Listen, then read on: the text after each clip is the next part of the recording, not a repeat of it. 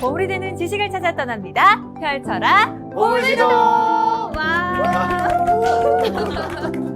네, 야 시간이 너무너무 빠릅니다. 네. 이제 곧 연말인데 두 분은 내년 계획 세우고 계세요? 저는 당장 내년의 계획보다는 한 3년 정도의 계획을 세워가지고 와. 그거를 위해서 조금 이렇게 차근차근 해야지라는 목표를 좀 세우는 상태예요. 와. 그래가지고 당장 구체적인 내년 계획이 있다기보다 3년 뒤를 위한 그 목표를 이루는 시간이다, 내년은. 아, 혹시 그 3년 뒤 어떤 년이 기다리고 있는지 그거는 네. 나중에 화면으로 확인하시죠.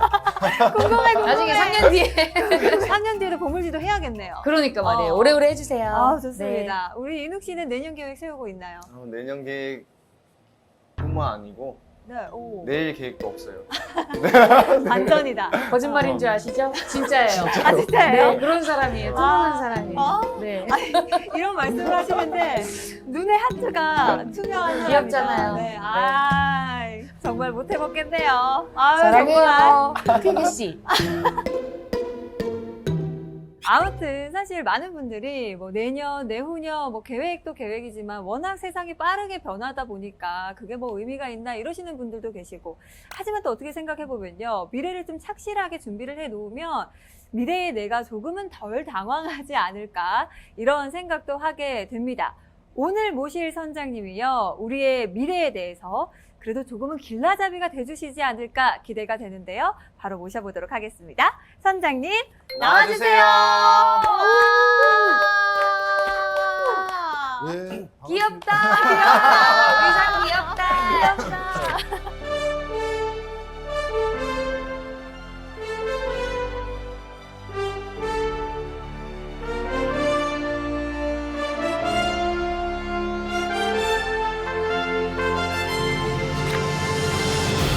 지난 시간에는 부동산에 대해서 좀 알아봤다면 오늘은 도대체 어떤 이야기로 저희의 눈과 귀를 활짝 열게 해주실 건가요? 사실 지금 두 분은 이제 막 고민 시작하실 분들이라고 생각이 드는데요. 바로 육아, 교육 이거와도 관련이 큽니다. 아, 중요하네요. 네. 들어야겠다 오늘. 전 세계적으로 이슈가 되고 있는 게 바로 인공지능인데요.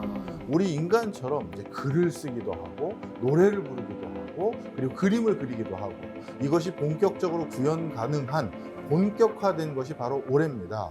그러다 보니 자연스럽게 이 인공지능 기술이 발달되기 시작하면서 그렇다면 우리 인간이 하던 직업들은 어떤 변화를 직면하게 되는지 이게 요즘 초미의 관심사입니다. 그래서 오늘은 인공지능으로 인해서 어떤 직업이 생겨나고 또 어떤 직업은 없어질지 이런 얘기들을 좀 해볼까 합니다. 너무 재밌겠다.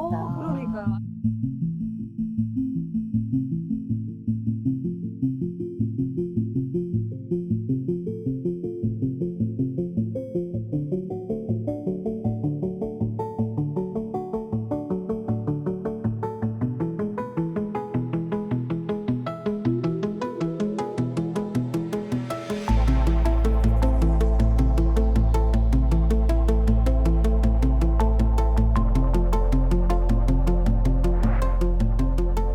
예, 오늘 이제 인공지능으로 인해서 앞으로 일자리가 어떻게 변화될지를 말씀드리려고 하는데요. 그러기 위해서는 인공지능이 일자리 관점에서 좀 우리가 이해를 잠깐 도모하고 본격적으로 얘기를 해볼까 합니다. 먼저 많은 분들이 인공지능 그러면 먼 미래의 일이지 지금 당장은 아니다 이렇게 오해하시는 경우가 많아요. 혹시 인공지능 사용하고 있는 거 기억나는 거 있으세요? 오늘 중에? 오늘 중에. 빅스비.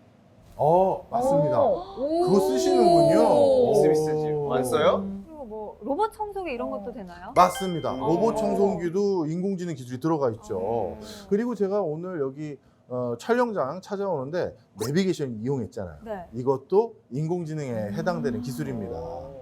수만 갈래의 길 중에서 여기를 가장 빨리 오는 길을 찾아준 거잖아요. 바로 그러다 보니까 이런 것들이 우리가 이미 인공지능 기술을 활용하고 있다고 보시면 되겠는데요. 그러다 보니까 우리 일상생활에서 우리가 주로 쓰는 제품과 서비스에 이렇게 인공지능이 많다라는 건 이미 그걸 개발한 사람들이 어딘가에서 일을 하고 있다는 얘기겠죠. 자, 보시면 구글 같은 경우는 전체 매출에서 이미 8% 가까이를 인공지능과 관련된 기술에서 달성하고 있습니다. 여기 계신 분들 혹시 구글 인공지능 쓰신 거 있으신 게 있으세요? 그거는 잘 그거는 이용을 안 사- 해가지고. 그 구글에서 낸 챗 GPT 비슷한 거 뭐였지요? 바드요. 바드. 네, 어, 바드. 바드. 네, 써보지는 못했고 들어만 봤습니다. 네. 그 바드와 같이 앞으로 인공지능을 새로 개발할 것도 있지만 네. 이미 사용을 많이 하는 게요. 구글에다가 로그인을 하고 우리가 수만 가지를 검색을 하다 보면요. 어떻게 되냐면 제가 검색한 키워드와 여기 계신 분들이 검색한 키워드를 똑같이 넣었다 하더라도 다른 검색 페이지가 떠요. 맞아요. 알고리즘 때문에 약간 그쵸. 맞습니다. 네. 바로 이처럼 이미 우리가 구글에서 많은 인공지능 서비스를 하고 있는 거예요. 이용하고 있는 거예요. 그러다 보니까 이렇게 전체 매출에서 일정 부분 이상 이미 인공지능으로 달성하고 있는 상황이고요. 그 다음에 구글, 페이스북, MS, 바이두 같은 곳을 우리가 인공지능 분야의 4대 천왕이라고 부르는데요. 이 4개 회사가 지난 벌써 2015년에 인공지능 관련한 전문가를 초빙하는데 인건비로 투자한 금액이 얼마인지 아세요?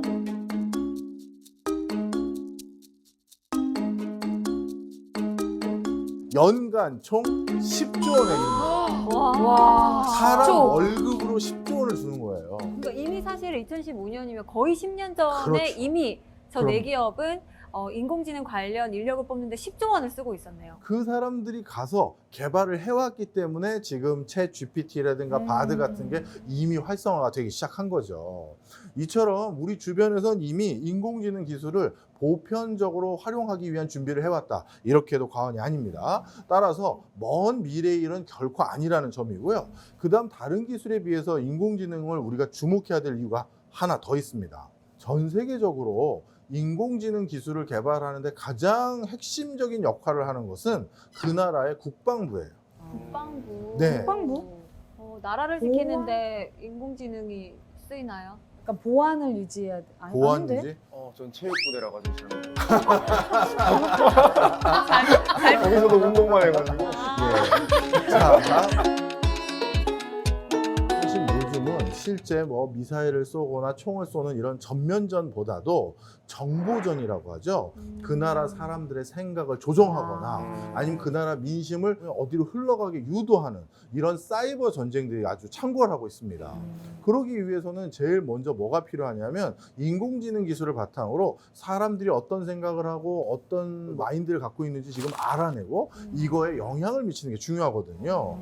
그러다 보니까 반대 입장으로 따지면 우리나라 국민들에게 의식 구조에 외국의 인공지능 기술자나 외국 인공지능 기술이 영향을 미치는 걸 막기 위해서라도 인공지능 기술을 가지고 있어야 되는 거죠. 이러다 보니까 최근 국가 차원에서도 인공지능 기술이 관심의 대상이고 기업이나 개인 입장에서도 인공지능 기술이 점점 관심의 대상이 되고 있는 거예요.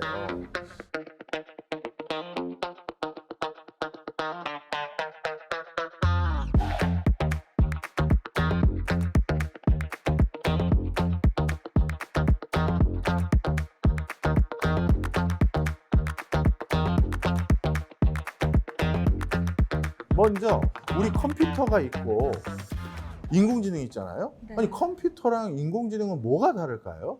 컴퓨터는 기본적인 그냥 그것만 해결하지만 이제 인공지능은 뭐지? 한 발 더 해주는 거죠. 아, 나 공부했는데 한번 더 해주는 거지. 그지 수업을 받았는데 어. 기억이 안 나네. 우리가 컴퓨터와 함께 어떤 업을 수행하거나 일을 하려면요. 사실 우리가 컴퓨터에게 정확하게 그 메시지를 집어넣어 주지 않으면 컴퓨터는 아무것도 못해요.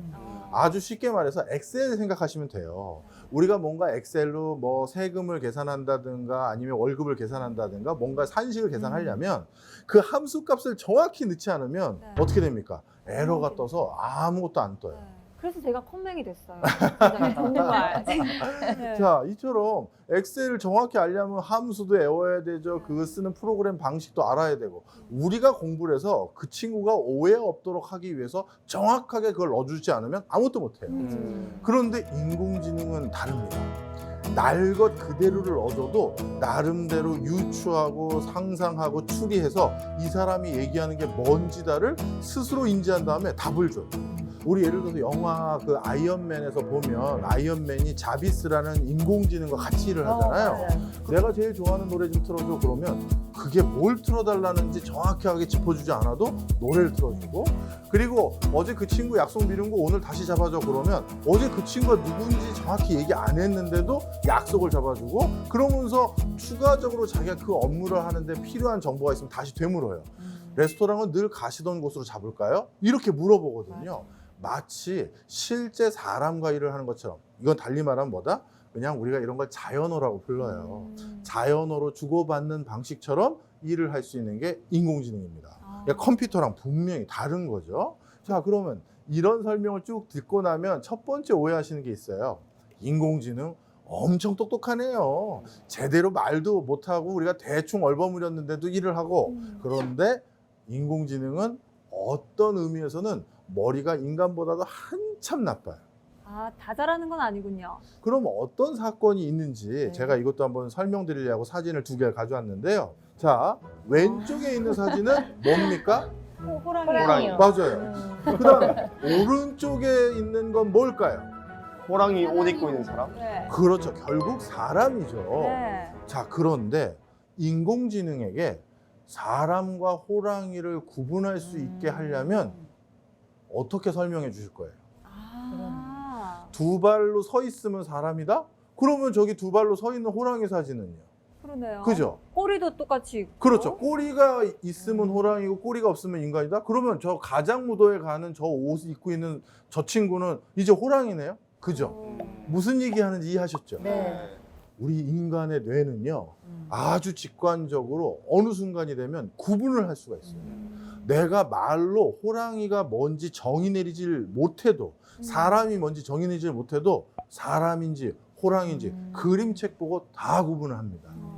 그런데 인공지능에게 저 사람인지 호랑이인지를 구분하는 그 인식을 시키려면 사진을 몇백만 장을 보여줘야 돼요.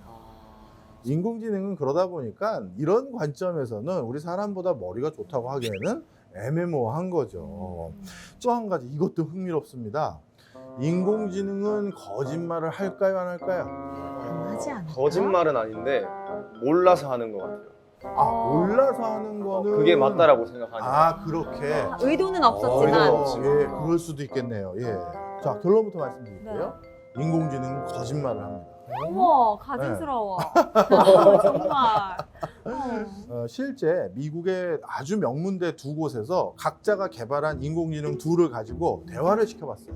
안녕하세요, 누구세요? 안녕하세요, 누구세요? 하면서 이름은 뭐예요? 이름은 전 뭐고? 이름이 어떻게 되세요? 이렇게 물어보는 대화를 했는데 갑자기 한 인공지능이 상대방에게 그런데 왜 자기소개할 때 그건 말씀 안 해주세요? 하고 물어봤거든요. 그런데 그 상대방 인공지능이 아까 제가 대답했잖아요 하고 어머. 거짓말을 합니다. 우겨 막. 네. 어머. 이게 보여지고 나서 양쪽 대학에 이걸 개발한 엔지니어와 교수들이 아니 왜 이런 현상이 생겼는지를 딥하게 연구를 해봤는데 결론은 아직도 그 이유를 몰라요. 우리가 알고 있는 인공지능이 어떤 결론을 냈을 때 그것을 걔가 왜 그런 결론을 냈는지를 우리가 아직 100% 이해하지 못합니다. 그러다 보니까 두 가지를 말씀드리려는 거예요. 인공지능을 우리가 지금 100% 알고 활용하는 것도 아니고 인공지능이 무조건 똑똑한 것도 아니고 손잡이가 정확히 만들어지지 않은 칼 이런 걸로 위험하게 쓰일 수도 있지만 때로는 사람을 살리는 메스로도 활용될 수 있는 그런 기술이 인공지능입니다. 이거를 이렇게 산업 전방위적으로 써도 되나요? 이런 질문을 많이 하는데요. 네. 근데 인류 역사를 돌아보면 그 기술이 지금 당장 어디에 활용돼서 돈이 된다라는 판단이 들면 그거에 대해서 우리가 명확히 준비가 안 되더라도 많이 써왔던 게 사실이에요. 그러다 보니까 지금도 인공지능이 우리 일자리를 우리 월급 주기 싫은 어떤 사장님이 어떤 대표가 인공지능으로 대체하기 위한 노력들을 여기저기서 하고 있는 것도 사실입니다. 아. 물론 그 과정에서 우리는 또 편의를 봤다, 좋은 서비스가 생겼다 이렇게 될 때도 있죠.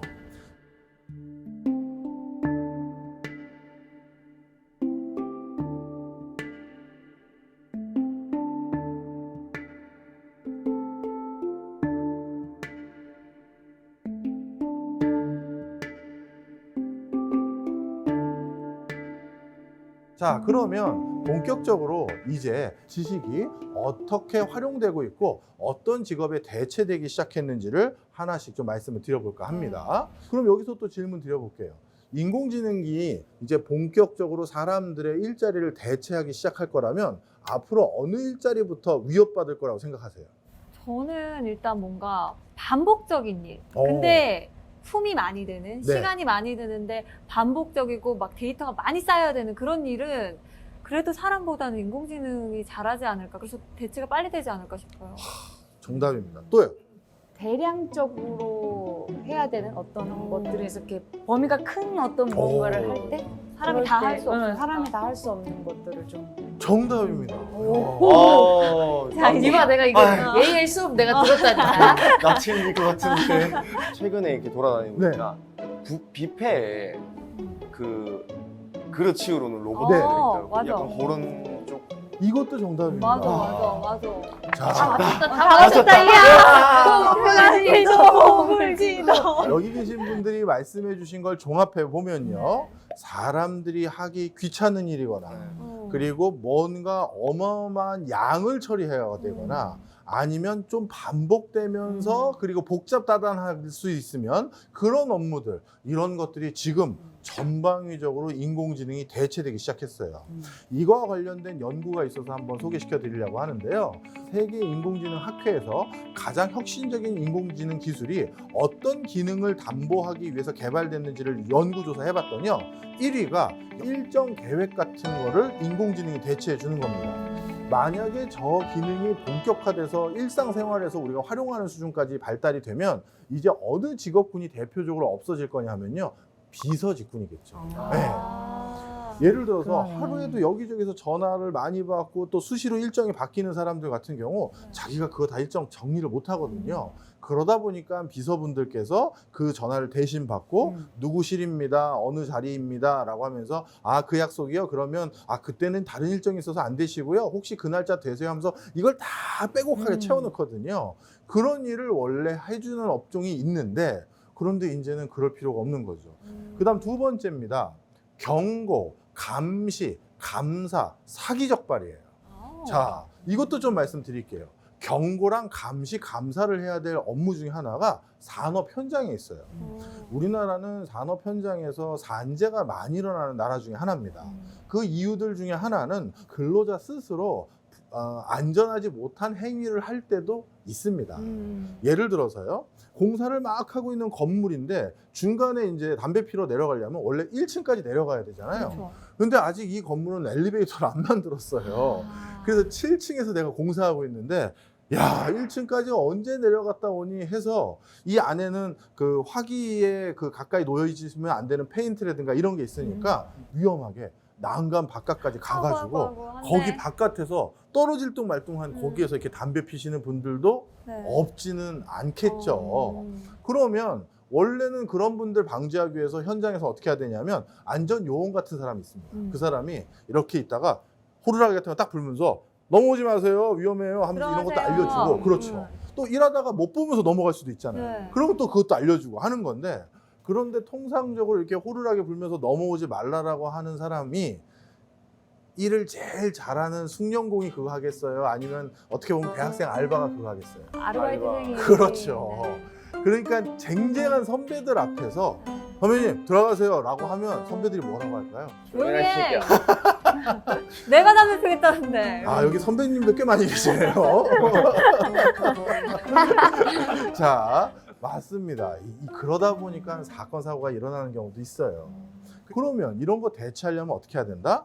CCTV가 사람을 인식하는 센서가 달려 있어서 움직임을 보고 뭔가 위험한 일을 행동하는 사람에게 사이렌을 울리거나 직접적으로 윙윙 소리를 내면서 뭐 하지 마십시오, 어떤 작업자님 뭐 하면서 얘기를 하면 훨씬 수월해지겠죠. 바로 이런 것들이 대표적으로 하는 사기나 검사나 경고를 하는데 대체되는 거고요. 최근에는 금융사고나 보이스피싱을 잡는데도 이게 많이 활용됩니다. 그 다음에 교육 파트도 정말 무섭습니다. 제가 미국의 그 CES라는 세계 그 가전 박람회 같은 데를 참석해 본 적이 있는데요. 와, 그때 아직도 벌써 이게 한 4년 됐네요. 정말 충격이었어요.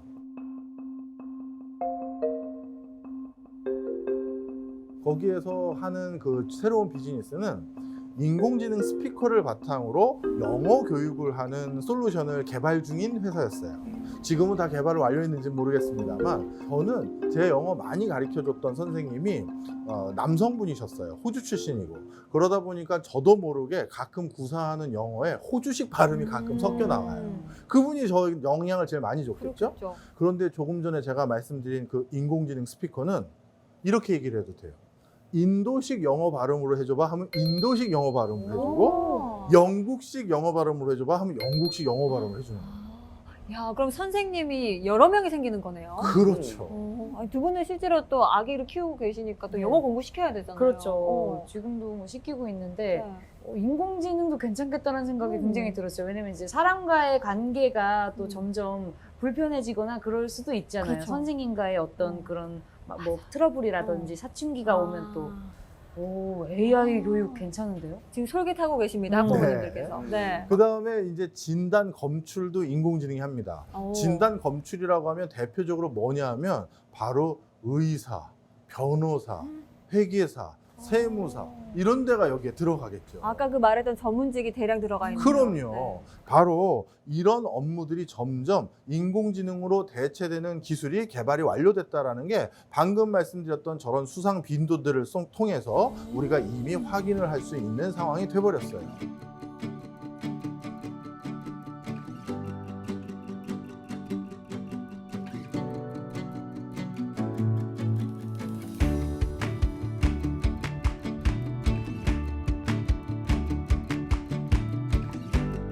그러면 저런 것들이 지금 현장에서는 어떻게 실제 적용되고 있는지 한번 말씀을 드려볼게요.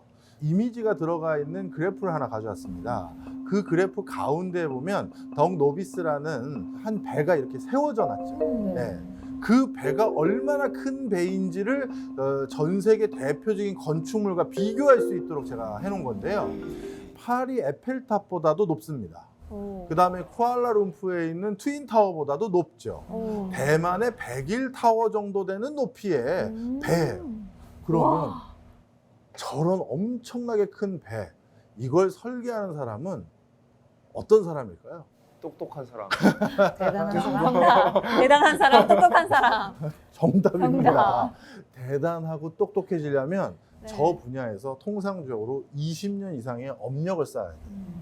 한때 저렇게 큰 배를 건조할 수 있었던 나라들이 대표적으로 많았던 곳이 유럽이거든요. 근데 유럽은 이제 조선업의 명맥이 끊겨서 이제 저런 배를 더 이상 건조하지 못해요.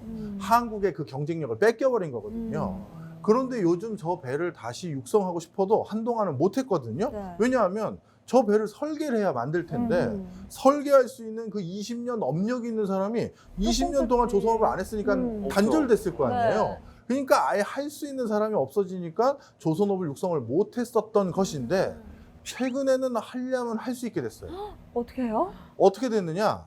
전 세계에서 저런 배를 건조했던 그 설계 도면을 네. 인공지능에게 전부 다 넣어줍니다. 이야. 그리고 나서 새로운 선주가 이런 배를 필요로 한대 하면서 그 체크리스트가 있을 거 아니에요. 네. 엔진실은 어디 있었으면 좋겠고요. 저는 여기에는 공조시설에서 온풍기가 나왔으면 좋겠고요. 뭐 온갖 체크리스트가 있겠죠. 그럼 그 체크리스트를 바탕으로 인공지능에게 이런 배를 하나 설계해봐 하면 배 하나가 설계가 뚝딱 나와요. 와. 어찌 보면 20년 업력 내공을 가진 엔지니어의 일자리 하나가 대체될 수도 있는 상황이 놓여진 거죠. 그러다 보니까 우리나라가 그동안 공고히 지켜왔던 산업 경쟁력도 잘못하면 이거 문제 생기겠는데 이렇게 생각할 수 있는 상황이에요. 그 다음에 교육 부분 얘기 드렸었죠. 직업이 사라지는 걱정을 해야 될 때도 있지만 조금 달리 말씀드리면 오히려 또 기회 요인이 되기도 해요. 인공지능으로 인해서요. 네, 맞습니다. 미국의 LA 지역 같은 경우는 해외에서 워낙 많이 이민을 오기 때문에 미국 LA 지역의 중학교, 고등학교 교실에는 집에 가면 영어를 쓰지 않는 가정에서 자라고 있는 아이들의 비중이 한 30% 이상 되는 데가 있어요. 그러니까 이 학생들의 문제점은 뭘까요? 학교에서 정규 수업을 하면 따라가기가 어렵죠.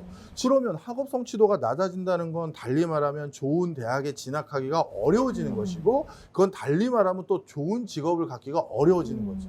그래서 이걸 어떻게 해결하면 좋을까 하다가 이걸 인공지능으로 해결하는 방법을 일부 도입해봤습니다. 오. 그게 바로 로켓쉽 에듀케이션이라는 건데요. 쉽게 설명드리면 이런 겁니다. 학교에서 정규 수업을 한 4분의 3 정도 해요. 질문해서 답변도 들어보고요. 뭐 대답해봐 하면서 학생들의 지금 수준, 난이도가 어느 정도인지를 안 거예요. 그거를 제가 미리 다 체크를 해둡니다.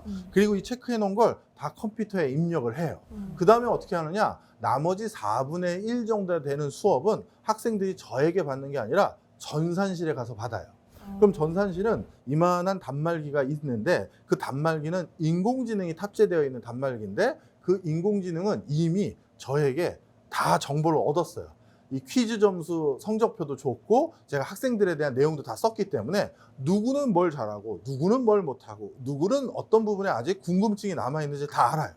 그래서 이 전산실에 있는 컴퓨터는 각자 학생에게 다른 화면을 띄워줍니다. 내가 아직 이해 못한 부분에 대한 화면을 띄워주는 거예요. 그래서 다르니까. 그거를 연달아 몇 개 이상 맞추면 이제 얘는 다 이해했구나 해서 그 다음 스테이지로 넘어가는 거고 이걸 다 계속 틀리면 오히려 난이도를 낮추기도 해요. 이렇게 맞춤형 교육을 하나하나 해주는 거죠. 그래서 학생들이 학업 성취도를 더 이상 내려놓지 않도록 유도하는 형태로 인공지능 기술이 활용되기도 합니다. 그러니 무조건 인공지능 기술은 우리 일자리를 막는 나쁜 악의 축이야 이렇게 생각할 것도 아니긴 해요. 맞아요. 자, 그러면 아마 여기 계신 분들이 제일 궁금해 마지않을 사자 직업들의 변천에 대해서도 좀 네. 하나하나 말씀을 드려보고자 합니다. 지금 화면에서 제가 그려드린 게 어찌 보면 미래에 우리가 진료를 받게 되는 하나의 산업 구조다 이렇게 말씀드릴 수 있어요.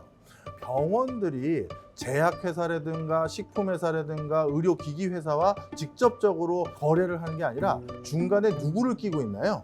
AI 진료센터? 맞습니다. 우리가 과거에는 약회사로부터 약 받아오고 의료기기회사로부터 기기 들여오는 그렇게 해서 병원이 운영되는 게 아니라 중간에 AI 진료센터로부터 많은 도움을 받는 병원들이 점점 늘어날 수 있다는 거예요. 그럼 저 AI 진료센터가 하는 역할은 뭐가 있느냐? 바로 의사를 도와서 환자들에 대해서 어떤 병인지 아니면 어떻게 처치를 해야 되는지에 대해서 옆에서 보조적으로 도움을 주는 거예요.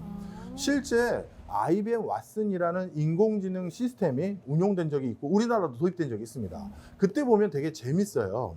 예를 들어 의사가 어떤 환자를 진찰할 때 자기 혼자 환자 진찰하고 아유 감기예요, 아유 독감이에요 이렇게 끝나는 게 아니라 인공지능하고 그걸 같이 진찰을 합니다. 그러면 인공지능이 자기가 아직 궁금한 게 있을 수 있잖아요. 그러면 의사를 통해서 환자에게 물어보라고 대신 시켜요. 의사를. 네, 의사에게. 그러면서 둘이 협진을 하는 거예요. 그렇게 한 다음에 의사는 벌써 마음속으로 A라는 병이라고 생각하고 있는데 인공지능 얘가 A라고 아직 확신이 없으면 계속 얘가 확신이 있을 때까지 대신 물어보고 뭐 CT도 찍고 엑스레이도 찍어서 얘한테도 알려주는 거죠. 그렇게 해서 얘도 A병이 맞네. 나도 A병이 맞았는데 그럼 맞구나. 좀 더 확신 있고 신뢰감 있는 진찰을 할 수가 있겠죠. 이미 이런 게 벌써 도입이 돼서 활용이 되고 있어요. 근데 진짜 그렇게 도입이 되면 오진 확률이 좀 낮아지겠네요. 중요한 얘기 또 해주셨어요. 지금은 의사 한 명이 연간 출판된 의학 서적 중 단 1, 2%만 읽으려고 해도 매일 거의 21시간을 투여해야 됩니다. 의학 기술이 워낙 빠르게 발달하다 보니까 최첨단 기술이 진짜 쏟아지는 거예요. 그런데 어느 의사가 저걸 저렇게 시간 내서 읽을 수 있겠어요? 그런 걸 대신 깡그리로 읽어줄 사람이 누구다? 인공지능이다. 맞아요. 그러다 보니까 오진, 누라켄, 누진 뭐 이런 많은 것들을 막을 수 있는 게 인공지능 협진이 될 수도 있다. 이렇게 주장하는 사람들도 있습니다. 의사라는 직업은 그러면 이렇게 인공지능 예방의학 그다음에 원격 진료 이런 게 발달되기 시작하면 의사 직업은 어떻게 될 것 같으세요? 수술만 해야 되나 수술만. 그래도 이렇게 수술을 해야 되는 어. 그런 뭐 내과나 뭐 외과나 큰 정형외과 이런 쪽은 그래도 이제 섬세한 맞아, 손길이 필요하지 않을까. 데이터로만 사람의 장기가 다 다르잖아요. 없어질까요? 없어지지 않을 것 같기도 하고. 없어지기보다는 뭔가 의사들의 역할이 좀 바뀔 것 같은 생각이 들죠. 예. 지금의 네, 의사가 아닌 다른 그렇죠. 일을, 다른 역할을 하는 의사가 될 것이다. 저도 그렇게 생각이 듭니다.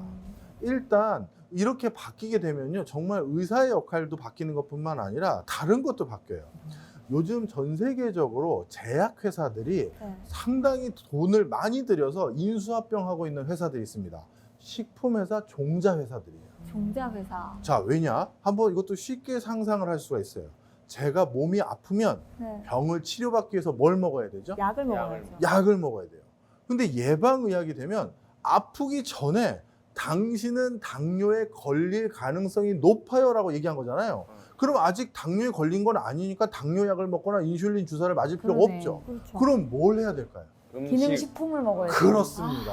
아. 그러니 제약회사가 보기에는 머지않은 미래에 약은 안 팔리는데 식품이, 기능성 식품이 팔릴 것 같으니까 그런 식품을 만드는 데 필요한 종자라든가 이런 걸 확보하기 위해서 이렇게 많은 이합 집산들이 벌써 일어나고 있는 거예요. 똑똑하다. 바로 이런 현상들을 봤을 때 의사의 역할도 상당히 많이 바뀔 것 같아요.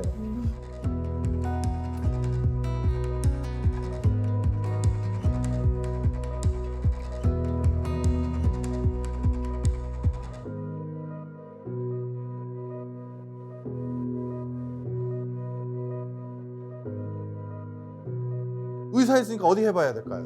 변호사 한번 갈까요? 변호사 한번 변호사. 네. 네. 변호사 한번 보겠습니다.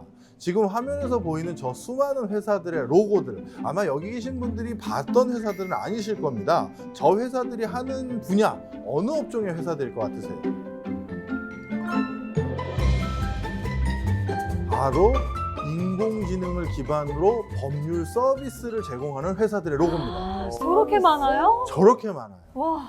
분야도 너무나도 다 다르죠. 법률 서비스를 제공해주는 회사, 특허 관련한 것을 알려주는 회사, 좋은 변호사를 검색해주는 회사 등 모든 분야의 인공지능이 법률 서비스를 지금 하나하나씩 다 잠식해 들어가고 있습니다.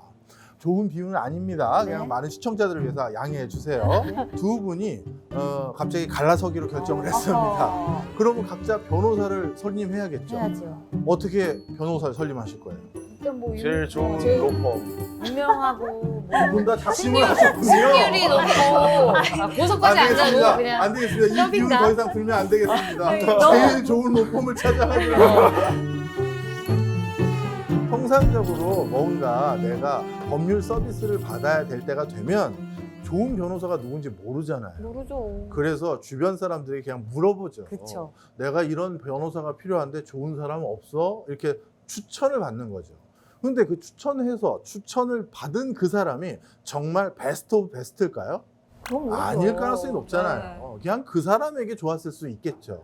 그래서 이걸 대체하기 위해서 인공지능 변호사 검색 서비스가 나온 거예요. 아, 너무 좋다. 그래서 전국에 있는 변호사들의 실적이라고 해야 될까요? 승소율. 아. 그리고 승소한 사건의 세부 내용들이 전부 DB로 저장이 된 겁니다. 와.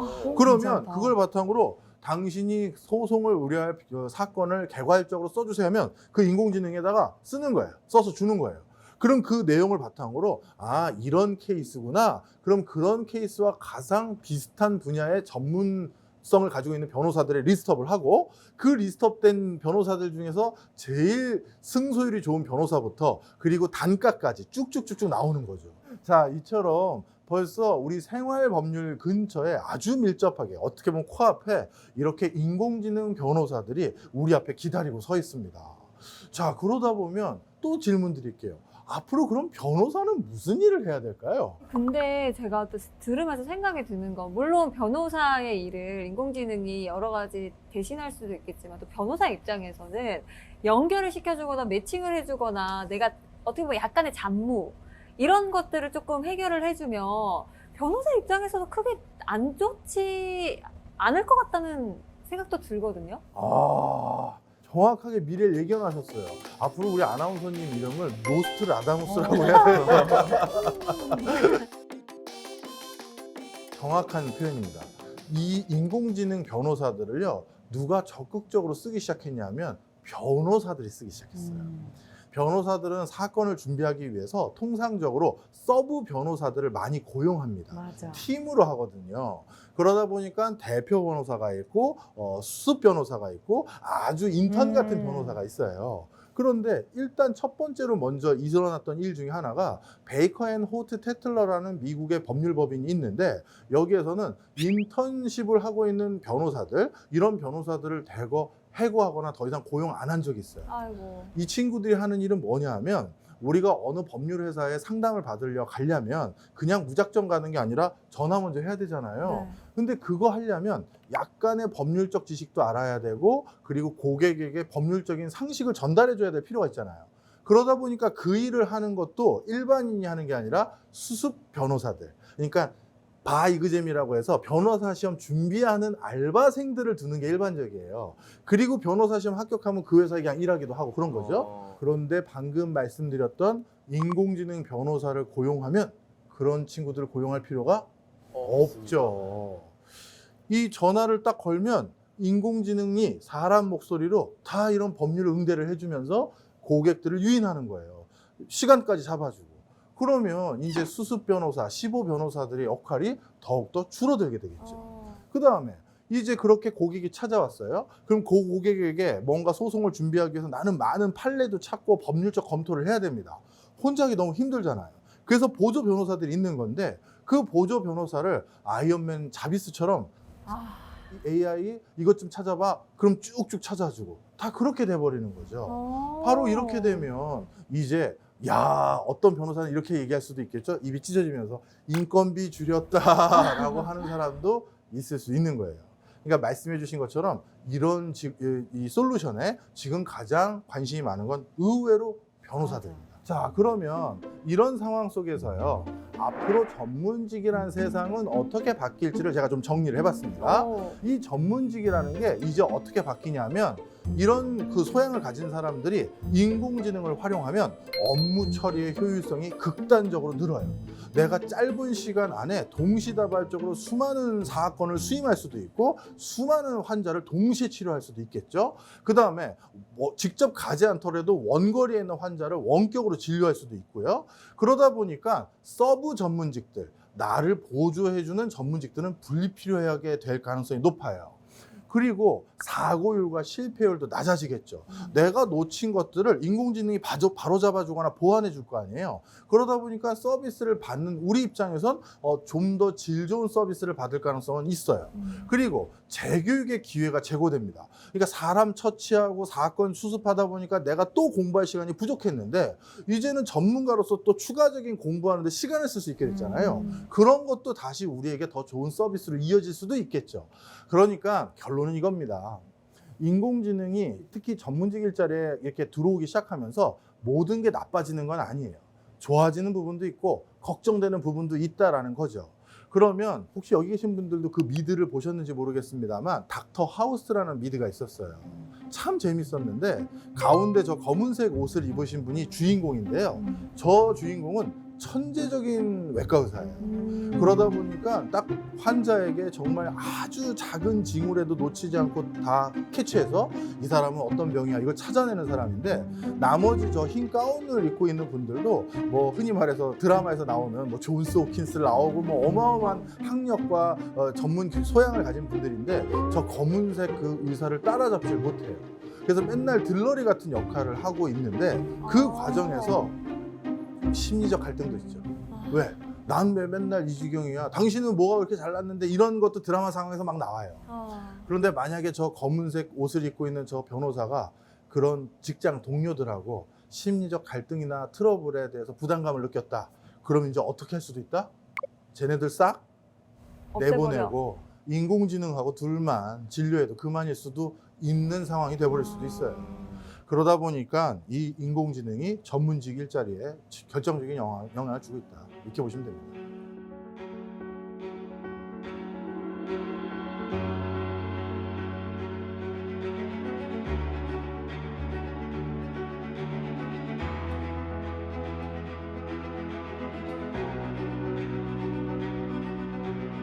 자, 지금까지 전문직 분야의 변화에 대해서 중심적으로 말씀을 드렸는데요.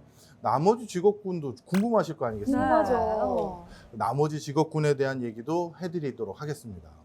우리가 흔히 이런 대기술적인 변화가 일어나면 반드시 대규모 실업이 일어났던 게 통상적이에요. 그래서 토마스 후레이라는 세계적인 투자자 같은 경우는 앞으로 2030년까지 지구상의 일자리의 50% 정도가 없어질 것이다라고 진단한 바도 있습니다. 남았네. 여기 세 분이 하는 일자리도 한 번씩 제가 부정적인 방식으로 전망을 해볼게요. 대표적으로 아나운서님 같은 경우 이미 우리나라에서 많이 돌아다녔죠. 김주아 아나운서가 AI 김주아와 대화를 나눈 모습 보신 적 있으시죠? 네. 완벽하게 김주아 아나운서랑 똑같고요. 누군가 작가님이 원고를 써주면 그 원고대로 입모양도 똑같하게 읽어줍니다. 그럼 우리 방송 용어로 흔히 절다라는 표현이 있는데 저는 것도 와. 없이 너무 완벽하게 좋다. 읽는 거예요.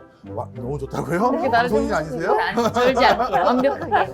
아니 근데 저도 제가 뭐 AI가 하는 뉴스 뭐 이런 거를 보면 사실 인정하기 싫지만 한 번씩 나보다 낫나 싶을 때도 있어요. 굉장히 안정적이죠. 안정적이고 그쵸? 사실 저는 사람이다 보니까 이렇게 뉴스를 하다 보면 틀릴 때가 있거든요. 그럼요. 저렇다고 표현하시는 것처럼. 근데 뭐 인공지능은 그런 게 없으니까 제가 한 번씩 보면서도 섬뜩하더라고요. 그럼요. 네. 사실 그러다 보니까 벌써 러시아에서는 기상캐스터로 아주 인기 있었던 사람이 있었거든요. 너무 미모도 출중하시고 너무 또 설명을 잘하시는 기상캐스터였어요. 근데 알고 봤더니 사람이 아니었어요. AI였구나. 가상인간이었어요. 가상인간 기상캐스터가 나와서 설명을 해준 게 사람인 줄 알고 야, 저 사람 누구냐 막 하면서 난리가 났던 거죠. 네. 코미디언. 이 코미디언도 마찬가지입니다. 근데 코미디언도 대체가 될까요? 이게 더 무서울 수도 있어요. 미국에서 있었던 될것 어떤 같아. 연구인데요. 지금 우리나라에서도 모 학자분이 이 연구를 하고 있는데 사람들이 어떤 장면에서 즐거움을 느꼈고 슬픔을 느꼈는지 그 장면 데이터들을 분석하기 시작했어요. 그래서 내용의 기승전결이 아니라 그 장면에서 그 사람이 느꼈던 뇌파와 뇌의 자극을 똑같이 만들어만 주면 기쁜 거잖아요. 웃긴 거고. 그래서 그런 자극을 계속해서 줄 수 있는 방법을 연구하고 있어요. 근데 너무 별로인 것 같아요. 저도 별로는 너무- 얘기했어요. 너무 저한테 갑자기 막 이렇게 못하겠지? 이렇게 할 수 있을까? 갑자기. 뭐 사실 다른 사람 얘기할 필요가 없어요. 저도 마찬가지예요. 맞아. 저라고 다를 게 뭐가 있겠어요. 그러다 보니까 진짜 지구상의 일자리의 한 50%는 없어질 것이다라는 모든 직업에도 적용되는 일이 돼버리는 겁니다. 무서워요. 그렇죠. 네. 자, 그러면 이렇게 되면 직접적으로 또 어떤 일이 일어나느냐. 지난번에 제가 찾아뵀었을 때 부동산 시장에서 양극화 얘기 드렸잖아요. 네. 이 일자리 분야에서도 이제 전개될 흐름은 똑같구나 진짜. 양극화입니다. 그래프를 복잡하지 않게 아주 단순하게 그려왔습니다. 자, 일단 직무 능력이라는 걸 보면 정규 분포를 이루고 있죠. 우리 맨 오른쪽 끝에 공부 잘하는 사람 얼마 없고 성적 평균에 가까운 사람 잔뜩 있고 공부 못하는 사람 얼마 없는 그냥 우리 학창 시절의 중간고사, 기말고사 같은 때죠. 근데 어느 회사에서 일을 하던 어느 프로그램에 출연한 사람이든 다 직무 능력은 저렇게 정규 분포를 이룰 거 아니에요. 뛰어난 사람은 얼마 없고 평범한 사람 잔뜩 있고 이렇게 되는 거죠. 그런데 급여, 연봉이 어디에 맞춰서 지금 평준화되어 있나요? 근로자 수? 가장 직무 능력이 안 좋은 쪽에 맞춰서 하향 평준화돼서 연봉이 지금 잡혀져 있죠. 네. 자, 왜 그런지 이것도 쉽게 설명드릴게요. 여기 앞에 지금 세 분이 공장의 컨베이어 벨트에서 작업을 하는 생산지 근로자라고 보겠습니다. 첫 번째 공정, 두 번째, 세 번째 공정을 해서 최종 제품이 나오는데 첫 번째 공정을 하시는 분은 능력이 출중해서 시간당 100개를 처리하시는 분이세요. 그런데 가운데 계신 분은 아직 손에 익지 않아서 시간당 하나밖에 처리 못하고요. 끝에 계신 분은 능력이 쏘우쏘우해서 시간당 10개 정도 처리하는 분이 앉아 계십니다. 그러면 시간당 100개, 시간당 하나, 시간당 10개 처리하시는 분이 나란히 작업해서 산출물이 나오면 시간당 몇 개 나올까요? 한 개. 맞습니다. 앞에서 100개를 만들어서 던져주면 뭐해요? 가운데서 시간당 하나밖에 처리가 안 되는데 맞아. 맨 오른쪽에 직무 능력이 뛰어나서 시간당 100개를 처리할 수 있는 분은 그 능력에 맞춰서 고액 연봉을 받을 수 있겠죠. 그 다음에 가운데 계신 시간당 10개 처리하는 분들도 거기에 맞춰서 적정 임금을 받을 수 있을지 모르겠습니다만 실제 회사는 저분들에게 그만큼의 인건비를 못 줘요. 왜? 시간당 하나 처리하시는 분 때문에 이 공장은 결국 시간당 하나 만들었고 그거 팔아서 돈을 줬는데 어떻게 시간당 10개, 100개에 맞춰서 인건비를 줄 수 있겠어요. 그러다 보니까 예전에 우리 아버님 세대 때는 양극화라는 단어가 사회에서 별로 이렇게 아하. 대두되지 않았죠. 그런데 이게 언제 싹 바뀌느냐? 3차 산업혁명이 도래하고 나서 싹 바뀝니다. 이제 3차 산업혁명이 도래하고 나서 우리나라에서 가장 주력 산업 분야는 제조업이 아니라 서비스업으로 바뀌었어요. 여기 세 분들 저까지 다 서비스업에 종사하잖아요. 이게 다 서비스업인데 서비스업은 지금 화면에서 보는 것처럼 저렇게 드립니다. 자신의 직무 능력에 비례해서 연봉을 받는 거예요. 대표적으로 스포츠 선수들 20승 야구 선수예요. 그럼 연봉이 어떻게 되겠습니까? 5억 이상 되죠. 5억 이상이요? 와, 엄청나네요. 그런데 아직 그 1군 프로리그에서 1승도 못 올리는 그런 선수가 있어요. 이 친구는 급여가 어느 정도 됩니까? 지금 3천만 원인가? 엄청 차이가 오, 크네요. 진짜 차이 크다. 바로 지금 저 현상을 설명해 주는 거죠. 이처럼 서비스 업종은 자신의 분야나 자신의 업력이나 자신의 네임밸류에 맞춰서 그렇게 돈을 받는 거예요. 차등 있게. 그러니 우리 사회가 지금 어떻게 됐다? 양극화가 점점 심화되고 있는 이유가 산업 구조가 급여를 그렇게 지급할 수밖에 없는 구조들이 많아지고 있기 때문이에요. 그러면 오늘의 주제 인공지능으로 돌아가 보겠습니다. 인공지능은 어떻게 될 것 같으세요? 인공지능이 더 가속화시키지 않을까요? 영화에도 그런 게 많았잖아요. 인공지능을 다룬 그런 소재들이. 그럼 나중에 발달하면서 사람들이 설 자리가 없어지고 맞아. 다 점점 대체돼. 인공지능이 뛰어넘고 인공지능이 어, 잠식당하는 우리를 다 이러다가 결국 멸망하는 게 영화인데. 진짜 이 세 자리가 우리가 아닌 인공지능 딱딱딱 이렇게 자리가 되지 않을까. 미래의 우리의 연봉과 직무 능력이에요. 먼 미래 직무 능력도 정규 분포를 이루겠죠. 그죠? 그런데 능력이 출중한 사람이 가져갈 수 있는 연봉은 극단적으로 오른쪽 끝에까지 가 있고요. 능력이 부족한 사람들도 옛날에는 그래도 생계를 유지할 수 있는 방법이 많았지만 요즘은 기초적인 생계를 유지하기도 어려워지고 있어요.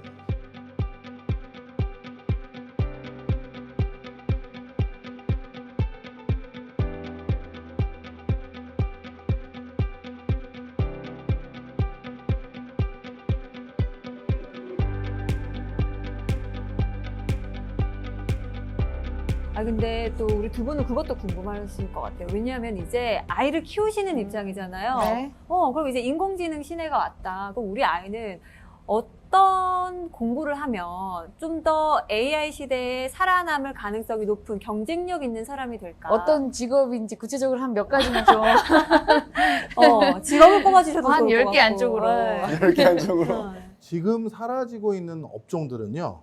복잡다기하지만 반복적인 업무를 하는 직업들이 사라지기 시작한 거예요. 복잡다기하지만 반복적인 업무를 하는 직업이 의사, 변호사죠. 뭔가 그 다양한 정보를 다 듣고 그래서 옛날에 의대 공부하면서 임상했던 그 경험을 바탕으로 이래서 결론은 뭐다. 이렇게 반복되는 일이긴 하잖아요. 바로 그 업무를 하기 위해서 우리는 오랫동안 공부를 했는데 이제 그게 아니라 인공지능이 해주기 시작한 거니까요. 그러니까 결론은 간단합니다. 반복해서 하는 일은 전부 사라지는 거예요.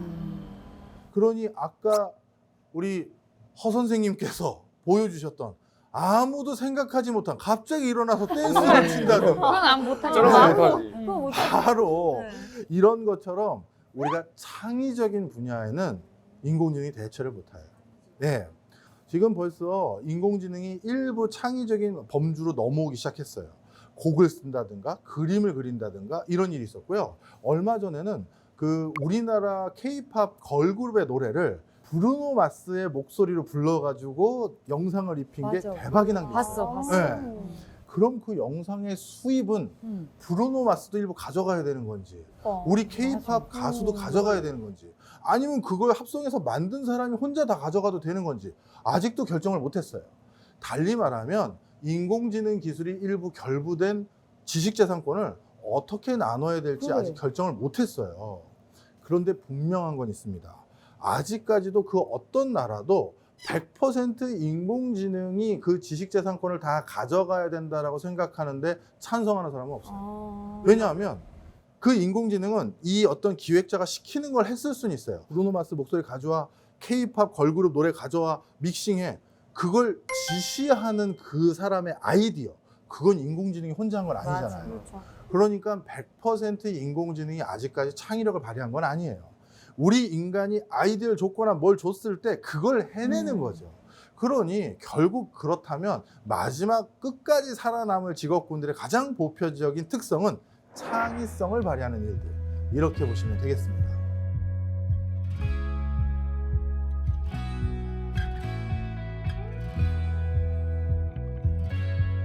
아니, 두 분은 오늘 딱 강의 들으시면서 더 궁금하거나 아니 선장님께 이거는 꼭 물어봐야지 했던 거 있으셨나요? 저도 사실 AI에 대한 게 요즘 너무 또 말도 많고 우리 일상에서 쓰여지는 게 많기 때문에 저 오늘 뭔가 되게 시원한 해답을 얻고 가는 것 같고 일단 자녀 문제에 대한 것부터 지금 솔직히 저희도 이제 프리랜서인 입장이다 보니까 앞으로의 또 많은 시간 동안 기간이 남아서 이렇게 계속해서 직업을 또 바꿔야 될 수도 있잖아요. 그래서 오늘 너무 좋은 정보를 들은 것 같아서 저는 더 이상 뭐 질문할 거 없이 아주 시원합니다. 고맙습니다. 네. 완벽하게. 알겠습니다. 오늘 우리 선장님과 진짜 AI 시대에 어떻게 직업을 선택하고 어떤 직업이 촉망받고 또 이 직업은 어떤 식으로 바뀌어갈지에 대해서 좀 총체적으로 알아보는 시간을 가졌는데 그렇다면 오늘 수업 한마디로 딱 정리를 해주신다면요. 영원히 승자인 직업은 없습니다. 직업은 시대적 상황에 따라서 바뀌니까요. 다음 시대적 상황에 부합하는 직업 또 있으니까 희망 잃지 않고 계속 고민해 보시면 좋을 것 같습니다.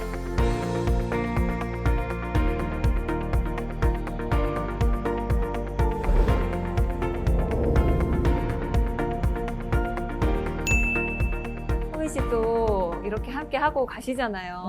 네. 아쉽진 않으세요? 네. 저는 오늘 이 쿨하다. 강의를 쿨하다. 들은 걸로 굉장히 네. 만족하고요. 네. 오늘 전체적으로 이제 네. 너무 마음에 쏙 드는 우리 선생님도 너무 좋고 앞으로 선생님의 강의를 많이 들어야 되겠어요. 지금 팬이 네, 되셨어요. 팬 됐어요, 진짜로. 이게 또 나중에 AI로 또 인공지능으로 발전이 빨리 되기 때문에 또 다른 직업을 또 한번 알아봐야 될까 그런 싶기도 생각을 하고. 못 했었잖아요. 그치? 근데 못했죠. 오늘 지금 수업을 듣고 수업을 듣고 나니까 또 이제 미래에 대응하는 네. 진취적으로 살아가겠다. 아까 말씀드렸지만 내일 계획도 없는데 네. 지금 미래를 계획했어요 지금. 야, 네. 아니 이 정도면 엄청난 영향을 끼친 오늘의 수업 아닙니까? 네, 맞네요. 아, 고맙습니다. 네. 오늘 너무 네, 즐거웠어요. 그쵸? 좋습니다. 자, 오늘 진짜 선장님과 함께 AI에 대해서 살펴봤습니다. 이미 변화는 시작됐고요. 이 AI라는 기술을 어떻게 활용할지는 우리에게 달렸으니까요. 오늘 수업 들어보시고 나는 앞으로의 인생을 좀 어떤 방향으로 설계해 나가면 좋을지 생각해보는 시간 되셨으면 좋겠습니다. 자, 그럼 외치면서 오늘 여기서 인사드리도록 하겠습니다. 다음 주에도 찾아라. 보물지도! 오늘 보석 하나 가져갑니다. 잘겠다 이제.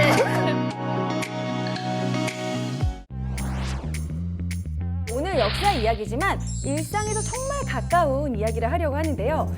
오늘은 화폐 속에 숨어 있는 역사 이야기입니다. 돈 이야기면 또 집중. 그치, 돈. 정말.